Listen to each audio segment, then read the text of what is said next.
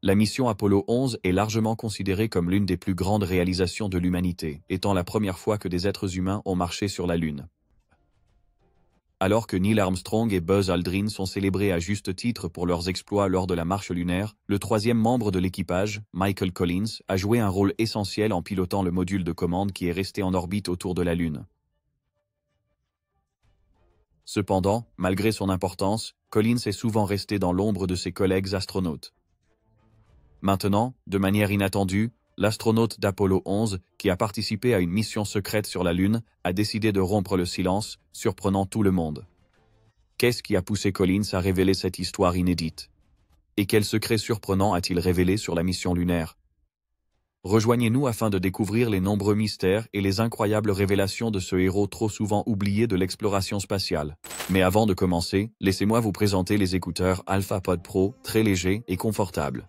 Il possède des basses profondes et des aigus nets grâce à sa technologie turbo-basse. Avec lui, vous pouvez écouter 7 heures de musique sans le recharger et il est totalement étanche. Il sert aussi de batterie externe pour recharger votre portable. Ces écouteurs sont sans aucun doute la meilleure option pour une expérience audio premium. Commandez-le chez Claudio Importados avec le code REALIDAD10 pour une super réduction. Le lien est en description. L'atterrissage historique sur la Lune de 1969. La Lune a toujours été une merveille naturelle pour les humains, une merveille que nous explorions du mieux que nous pouvions avant l'invention des équipements modernes et des télescopes. Nos ancêtres étudia la Lune avec des équipements très limités. Ils ont cartographié les phases de la Lune, ont découvert la durée d'une éclipse lunaire et ont associé la Lune à de nombreux mythes et légendes. Ils ont découvert que la Lune régissait les marées et influençait grandement nos calendriers. Certains croyant même que la Lune pouvait affecter la santé mentale. Les toutes premières missions lunaires ont été réalisées en envoyant des sondes inhabitées en orbite, telles que les programmes Luna de l'Union soviétique, ainsi que Ranger et Surveyor des États-Unis. Ces missions ont apporté des informations précieuses concernant les conditions et la géologie de la Lune. À chaque nouvelle découverte concernant la Lune, le désir ardent d'y envoyer des êtres humains ne faisait que s'intensifier. Ce désir est devenu encore plus intense pendant la guerre froide, lorsque la course à l'espace entre les États-Unis et l'Union soviétique était une question primordiale de fierté nationale et de supériorité technologique. Les États-Unis ont lancé le programme Apollo en 1961. Ce programme avait pour objectif d'envoyer un homme sur la Lune et de le ramener en toute sécurité avant la fin de la décennie. Ce fut un grand exploit qui a nécessité un financement considérable. Le programme Apollo a comporté plusieurs étapes de développement et de tests. Certains de ces tests comprenaient des vols suborbitaux et orbitaux, des manœuvres d'amarrage et de désamarrage, des simulations d'orbite lunaire et d'atterrissage, ainsi que des activités extravéhiculaires. L'apogée du programme Apollo fut l'historique mission Apollo 11. La mission Apollo 11 a pris son envol le 16 juillet 1969. Le 20 juillet 1969, la planète entière a contemplé avec admiration le module lunaire se poser sur la surface de la Lune. Tout le monde se souvient de la phrase iconique de Neil Armstrong lorsqu'il a fait ses premiers pas sur la Lune, disant « Un petit pas pour l'homme, un grand pas pour l'humanité ». Cette déclaration était bien choisie, compte tenu de l'ampleur de l'événement et du contexte dans lequel elle fut prononcée.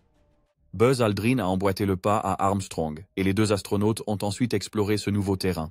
Alors que les marcheurs lunaires Armstrong et Aldrin dominent nos souvenirs de cet événement, un troisième astronaute mérite aussi sa place dans l'histoire. Sans lui, l'une de nos plus grandes réussites aurait été un échec monumental. Michael Collins était le troisième astronaute de la mission. Malheureusement, il n'a pas pu se joindre à la marche sur la Lune.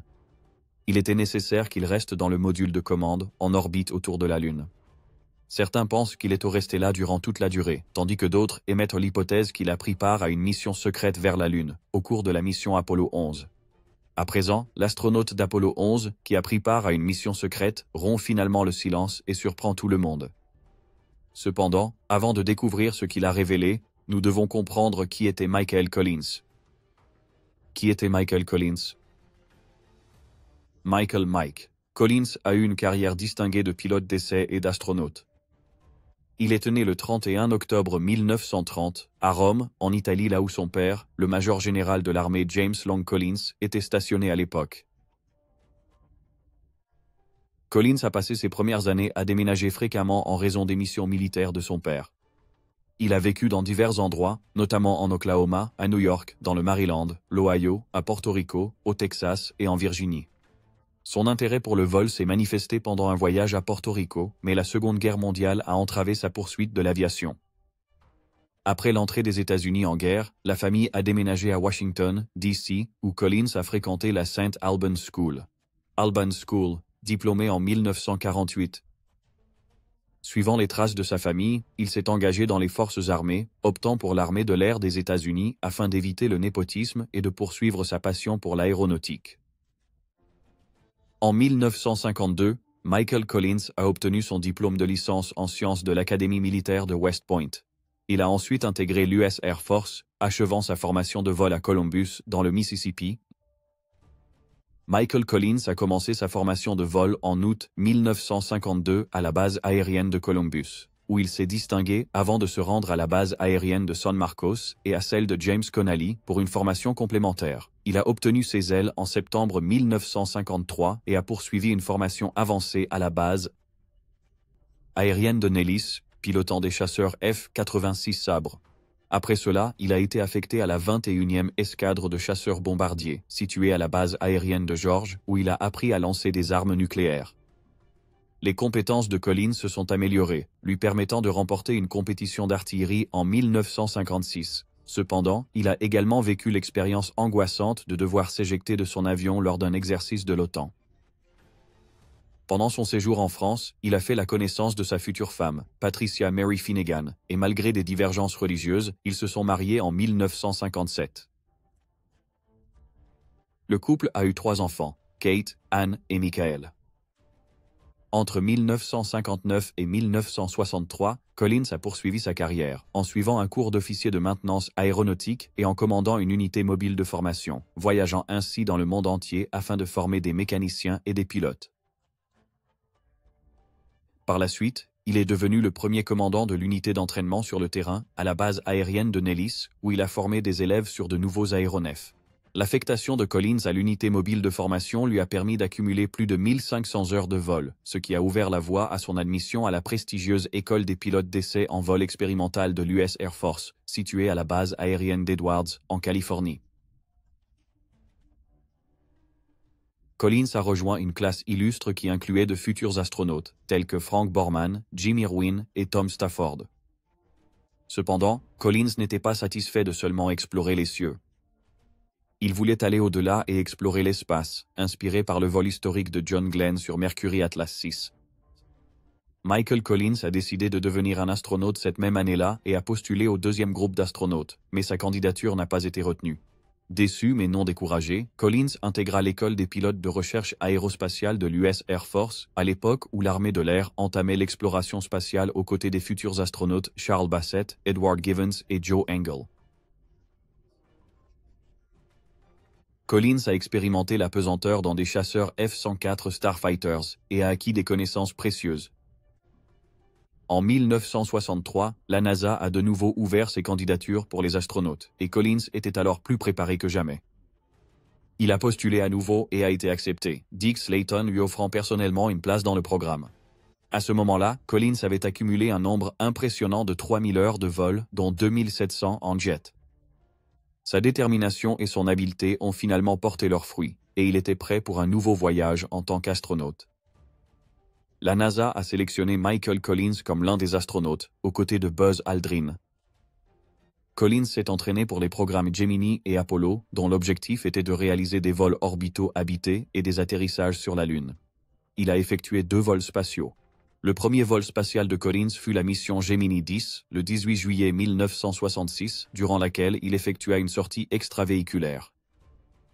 Il a volé aux côtés de l'astronaute John Young et ensemble, ils ont réalisé 2 rendez-vous avec un autre vaisseau spatial. Collins était initialement programmé pour faire partie de la mission Apollo 8, mais il a dû en être retiré à cause d'une chirurgie qu'il devait subir. L'opération l'a écarté de la mission Apollo 8, mais il a ensuite été réaffecté à la mission Apollo 11. Le 20 juillet 1969, cette mission a marqué l'histoire en accomplissant le tout premier atterrissage sur la Lune. Ce fut la mission Apollo 11. Michael Collins fut désigné pour l'équipage de réserve du deuxième vol habité du programme Apollo. Cependant, suite à l'annulation de la mission, il fut ensuite transféré à l'équipage principal d'Apollo 9, où il occupa le poste de pilote du module de commande. Collins a reçu une formation en hélicoptère pour se préparer à l'approche d'atterrissage du module lunaire. En janvier 1967, Collins était présent à une réunion quand a été annoncée la tragique nouvelle de l'incendie d'Apollo 1 et de la perte de 3 astronautes. Il lui incomba d'informer Martha Chaffee du décès de son époux, une tâche des plus délicates. En 1968, Collins a souffert de problèmes aux jambes et a été diagnostiqué avec une hernie cervicale, ce qui a nécessité une intervention chirurgicale et une période de convalescence de 3 mois. En conséquence, il a été remplacé par Jim Lovell dans l'équipage d'Apollo 9. Les équipages des missions Apollo 8 et 9 ont échangé leur place en raison de changements dans les missions, et la convalescence de Collins a retardé son retour au statut d'astronaute actif. Une fois sa formation terminée, Michael Collins fut désigné comme communicateur de capsule pour la mission Apollo 8, servant au sein de l'équipe verte du contrôle de mission. Ses responsabilités comprenaient la communication directe avec l'équipage pendant la phase de lancement et l'injection translunaire. Après l'achèvement réussi du premier vol spatial habité autour de la Lune, Collins a été nommé membre de l'équipage de la mission Apollo 11, aux côtés de Neil Armstrong et Edwin Buzz Aldrin. Il semblait que le destin l'avait fait patienter pour la mission Apollo 11, sans quoi le cours de l'histoire aurait été bien différent. Quand la mission Apollo 11 fut annoncée en janvier 1969, on ne savait pas encore si ce serait la mission qui atterrirait sur la Lune. Le succès de cette mission dépendait entièrement des missions Apollo 9 et Apollo 10, qui testèrent le module lunaire. En tant que pilote du module de commande, l'entraînement de Michael Collins s'est concentré sur les manœuvres de rendez-vous et d'amarrage, les mesures de la combinaison pressurisée, l'entraînement en centrifugeuse et les exercices sur simulateur. Il a compilé un livre de 117 pages détaillant 18 scénarios de rendez-vous, incluant des plans de contingence pour divers scénarios de lancement et d'atterrissage du module lunaire. Collins a également conçu l'emblème de la mission Apollo 11, y incorporant un aigle, un rameau d'olivier et des éléments de la surface lunaire. Julian Scheer a suggéré le nom de code Columbia pour le module de commande. Pendant l'entraînement, Dick Slayton a offert à Collins la chance de revenir dans la séquence des équipages après Apollo 11, commandant éventuellement Apollo 17. Collins a refusé, citant l'impact sur sa vie familiale et son désir d'atteindre l'objectif de John F. Kennedy d'atterrir sur la Lune d'ici la décennie, sans plus d'exploration lunaire. La face cachée de la Lune. Le 16 juillet 1969, à 9h32, heure de Brasilia, Apollo 11 a décollé du complexe de lancement 39A du Centre spatial Kennedy. Cet événement historique a été observé par près d'1 million de spectateurs sur place et diffusé en direct dans 33 pays, captivant 25 millions de téléspectateurs aux États-Unis seulement. Aux États-Unis, le lanceur Saturn V a propulsé le vaisseau spatial en orbite terrestre, et après seulement une orbite et demie, le moteur du troisième étage SIVB l'a placé sur une trajectoire translunaire en direction de la Lune. Collins a exécuté la manœuvre de transposition, d'amarrage et d'extraction, en détachant le module de commande Columbia de l'étage SIVB, pour ensuite le fixer au module lunaire Eagle et le retirer de la fusée. Le vaisseau spatial combiné a fait route vers la Lune, puis il est entré en orbite lunaire le 19 juillet. Durant les 30 orbites consécutives, l'équipage a observé leur site d'atterrissage dans la mer de la Tranquillité. Le 20 juillet, Aldrin et Armstrong ont pénétré l'Eagle et se sont apprêtés à la descente lunaire, se désolidarisant de Columbia. Lorsque le module lunaire d'Apollo 11 s'est désamarré, envoyant Neil Armstrong et Buzz Aldrin vers la surface lunaire, Michael Collins a commencé son voyage solitaire. Durant les 21 heures subséquentes, l'astronaute pionnier a poursuivi son orbite autour de la Lune, s'éloignant davantage de l'humanité que quiconque avant lui. À chaque orbite, Collins passait 48 minutes en silence radio complet, sans aucune communication ni avec ses collègues sur la surface lunaire, ni avec le contrôle de la mission. Alors que nombreux auraient pu être rendus fous par ce silence, Collins le décrivit comme une sérénité solitaire. Au lieu de ressentir une solitude écrasante, Collins se sentait déconnecté de tous lorsqu'il était sur la face cachée de la Lune à chaque orbite, à cause du blocage radio par la Lune. Son transmetteur ou récepteur d'ondes électromagnétiques ne parvenait à communiquer ni avec ses collègues, ni avec le contrôle de la mission, ni avec quiconque sur Terre. C'était une situation particulière pour Collins, car il fut la première personne à s'aventurer sur la face cachée de la Lune. Cependant, bien qu'il ait seulement orbité sans jamais poser le pied sur ce côté de la Lune, il demeure à jamais la toute première personne à avoir pu contempler la face cachée de la Lune, en totale solitude. La face cachée de la Lune est silencieuse, ce qui implique qu'elle est libre de toute fréquence radio ou d'interférence provenant de l'activité humaine. Cette qualité d'annulation du bruit de la face cachée de la Lune en fait l'endroit idéal pour la radioastronomie. Par conséquent, de très faibles signaux provenant du Soleil ou de n'importe quel autre lieu peuvent être détectés sans aucune interférence des activités humaines. On ne peut pas en dire autant de la face visible de la Lune, qui subit tellement d'interférences radio de la Terre qu'il serait inutile d'essayer d'obtenir une lecture d'autres signaux du Soleil, ou d'ailleurs. Le côté obscur de la Lune est également dépourvu d'une ionosphère significative. L'ionosphère est une couche de particules chargées, située dans notre atmosphère supérieure, capable d'absorber ou de réfléchir les ondes radiocosmiques.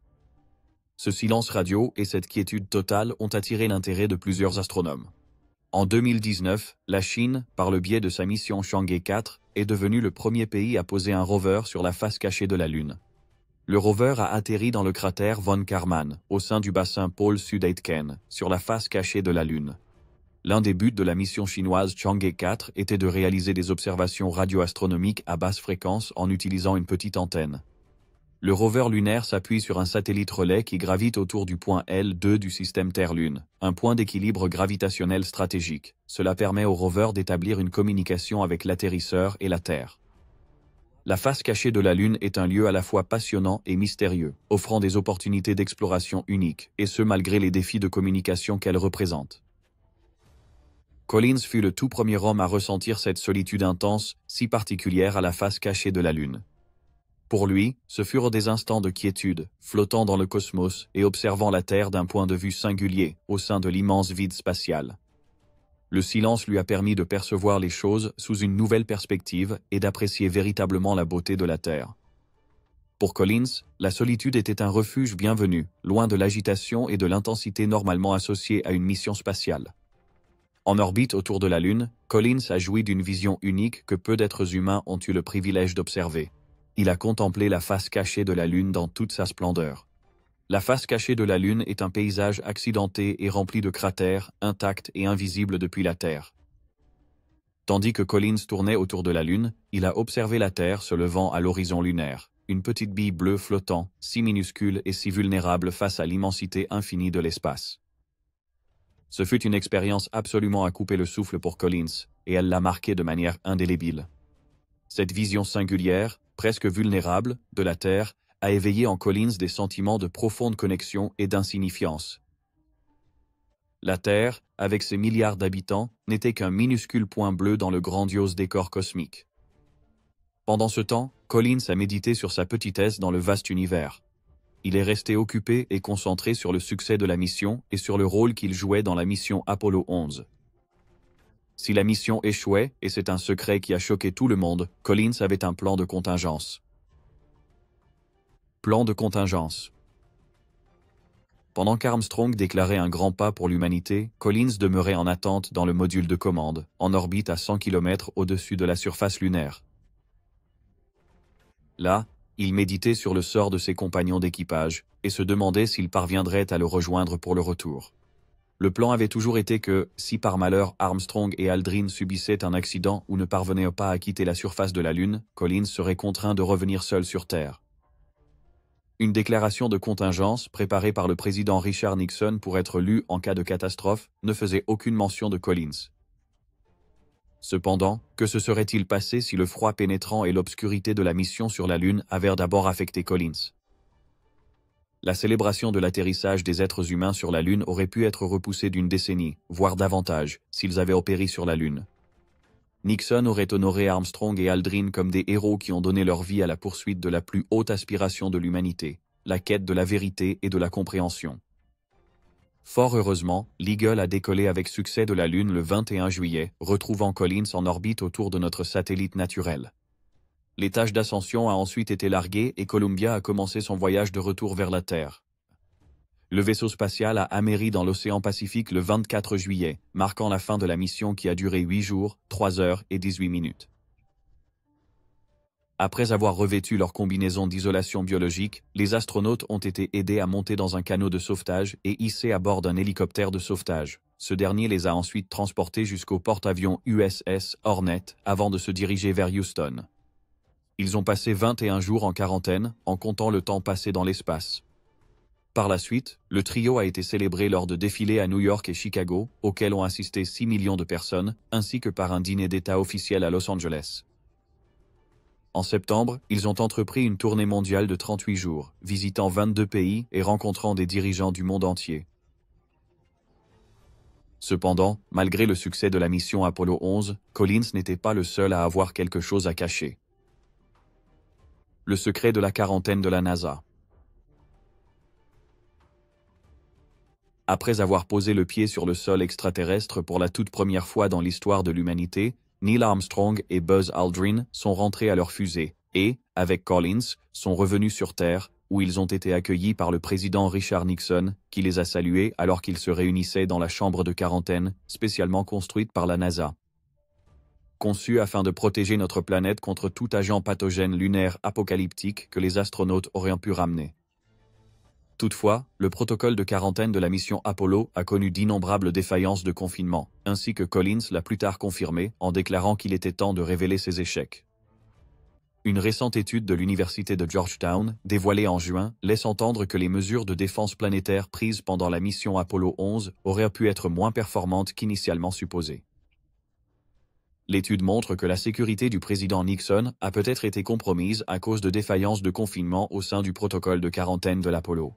Selon l'auteur principal de l'étude, Dagar de Groot, ces failles ont probablement exposé la biosphère terrestre à une contamination si des micro-organismes lunaires avaient existé. L'étude souligne l'ampleur inconnue de ces défaillances de confinement, qui auraient pu exposer Nixon et d'autres à un risque d'exposition à des micro-organismes lunaires s'ils avaient existé. Cependant, fort heureusement, le destin céleste était du côté de la Terre et il n'y avait aucun micro-organisme lunaire dangereux. Néanmoins, la NASA avait envisagé cette éventualité, sachant qu'il y avait un risque que la Lune héberge des micro-organismes étrangers susceptibles de dévaster la Terre par biodégradation ou une fièvre lunaire. Ces menaces indéchiffrables auraient pu provoquer l'extinction de l'humanité. Ce fut l'une des raisons pour lesquelles, malgré les plus de 100 millions de dollars investis dans les efforts de décontamination durant les années 60, le protocole de quarantaine après la mission Apollo était truffé d'erreurs dissimulées au public. Une grande partie de ces efforts était plus pour le spectacle que pour une réelle efficacité. Par exemple, la chambre métallique étincelante d'où Armstrong et son équipage observaient a été largement saluée, mais le laboratoire de réception lunaire, où des millions avaient été investis, présentait des équipements de stérilisation fissurés ou fondus. Les combinaisons des astronautes fuyaient, et on a vite découvert que la poussière lunaire était impossible à nettoyer. Le laboratoire lui-même était d'une utilité limitée, étant donné que les astronautes avaient pour instruction d'ouvrir la trappe de leur vaisseau spatial dans l'océan Pacifique à leur retour, où tout agent pathogène aurait pu facilement se propager. John Hummel, ancien officier de protection planétaire de la NASA, a révélé au New York Times que si des organismes lunaires, capables de se reproduire dans les océans terrestres, avaient été ramenés, les conséquences auraient été véritablement désastreuses. Il a déclaré que l'humanité aurait été complètement dévastée et que toute la célébration se serait transformée en quelque chose de morbide. Pour la NASA, tout cela faisait partie d'une planification plus large. Ils étaient conscients des lacunes du protocole, mais avaient déjà estimé que la probabilité de pathogènes lunaires était trop faible et que si ces derniers atteignaient la Terre, les quarantaines s'avéreraient sans doute inutiles. Au lieu de cela, les managers et ingénieurs se sont attelés à résoudre les problèmes techniques susceptibles de compromettre le succès de la mission Apollo 11 dans l'espace. Selon de Groot, ils ont priorisé les risques de haute probabilité pour les astronautes et les machines, reléguant au second plan les dangers de faible probabilité pour la société américaine. Ainsi, ils se sont concentrés sur la réduction des menaces les plus critiques pour le succès de la mission Apollo 11, plutôt que d'allouer des ressources aux risques potentiels pour la société. Cette décision stratégique leur a permis d'optimiser leurs efforts et d'assurer la sécurité et le succès de la mission. Néanmoins, cette vision de l'ère spatiale, dans laquelle les scientifiques préfèrent ignorer les menaces existentielles, même si peu probables, au profit de catastrophes moins importantes mais plus plausibles, plane sur les futures missions vers Mars. Alors que les pays se précipitent à nouveau pour envoyer des humains sur la planète rouge, c'est une Terre cosmique avec une bien plus grande chance d'abriter de la vie extraterrestre que la Lune. De récentes études suggèrent que des micro-organismes auraient pu prospérer sous la surface de Mars il y a 3,5 milliards d'années et pourraient encore se trouver enfouis dans la glace à 9 mètres de profondeur, en attente dans une sorte d'hibernation cryostatique. Comme le note de Groot, la philosophie sous-jacente consistant à affronter le probable au détriment de l'improbable, quelle que soit l'ampleur des conséquences, est aussi souvent appliquée aux armes nucléaires, à l'intelligence artificielle et au changement climatique. Réfléchir à cette idée est inquiétant, mais cela reste une possibilité tout à fait logique. La menace, même si elle est évasive, plane sans cesse, projetant une ombre sur notre futur. L'incertitude demeure, suscitant une question troublante. Les forces extraterrestres épargneront-elles l'humanité uniquement pour que nous succombions à notre propre autodestruction? Après son retour chez lui, Collins a découvert que les médias l'avaient désigné comme l'homme le plus solitaire de l'histoire, une caractérisation qu'il a jugée déconcertante. Durant les entretiens après la mission, les médias ont insisté sur sa prétendue solitude, le questionnant s'il s'était senti isolé en orbite derrière la Lune, plus que n'importe qui d'autre dans le programme spatial. Collins a trouvé cette attention divertissante et a ensuite plaisanté sur l'absurdité d'être désigné comme la personne la plus solitaire du programme, une notion qu'il n'arrivait pas à saisir. Dans une interview en 2009, Michael Collins a révélé ses profondes inquiétudes concernant la sécurité de Neil Armstrong et Edwin Aldrin durant l'atterrissage lunaire. À ce moment-là, il craignait également que, si ses compagnons périssaient de manière tragique sur la Lune, il serait contraint de revenir seul sur Terre, endurant le lourd fardeau d'être le seul rescapé de la mission et un homme marqué à jamais par cet événement. Collins a affirmé que, en dépit de ses préoccupations pour Armstrong et Aldrin, il a principalement éprouvé de la conscience, de l'anticipation, de la satisfaction, de la confiance et même une exaltation intense durant son temps de solitude, mais ne s'est jamais senti seul. À la fin de sa solitude, le module lunaire est revenu en vue et s'est approché du module de commande. Il a pris une célèbre photo du module lunaire avec la planète d'origine en arrière-plan, mais a affirmé que rien ne pouvait retranscrire la véritable beauté de l'instant. Ça ne brille pas comme l'original, a-t-il déclaré. Les contributions de Michael Collins à la mission Apollo 11 ont été récompensées par d'innombrables distinctions. Il a été honoré de la médaille présidentielle de la liberté en 1969 et de la médaille d'or du Congrès en 2011, aux côtés de ses compagnons d'équipage. Ses accomplissements ont également été célébrés dans plusieurs expositions et documentaires, consolidant ainsi sa place au sein de l'histoire de l'exploration spatiale. Après son départ de la NASA, en 1970, Collins a exercé plusieurs fonctions, notamment celle de secrétaire d'État adjoint aux affaires publiques, de directeur du Musée national de l'air et de l'espace, et de vice-président de LTV Aérospace. Son héritage continue d'inspirer de nouvelles générations de scientifiques, d'ingénieurs et d'astronautes, témoignant de l'importance cruciale du travail d'équipe et de la dévotion pour parvenir à la grandeur. Michael Collins fut peut-être le plus solitaire des hommes dans l'espace lors de la mission Apollo 11, mais ses contributions à l'exploration spatiale demeureront à jamais gravées dans nos mémoires. Pensez-vous que les protocoles de quarantaine de la NASA, jugés inadéquats, aient exposé la Terre à un risque de contamination extraterrestre? Partagez votre opinion en commentaire. Nous aimerions vraiment la connaître. Si vous avez aimé notre vidéo, n'oubliez pas de liker et de vous abonner à la chaîne. Merci d'avoir regardé et à la prochaine.